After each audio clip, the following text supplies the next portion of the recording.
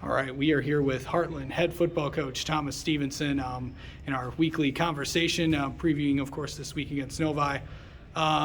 First game as head coach last week, I know started off well. I just kind of recap game one for this program.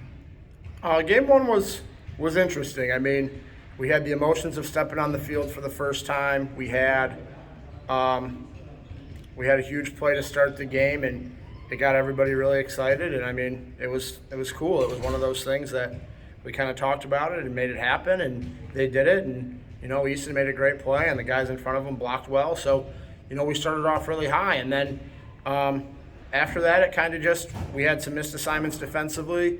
We had a lot of missed tackles defensively, which is something that we need to address this week. And then offensively, we got into some situations where we didn't continue to get first downs, and that's a big thing where you need to be able to get first downs or the defense is going back on the field. So I would say we didn't play very good complementary football, and that's been a big emphasis, from the coaches this weekend and then yesterday at practice, and it's going to continue all week. We got to complement each other in order to be successful. And I think East Kentwood's going to prove to be a very good football team, but we didn't play our best game, and that's for sure. And we're excited to have another crack this week and play a tough Novi team.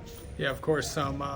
Really going into the second week, kind of a very pass-heavy team with Novi. What's that going to be like?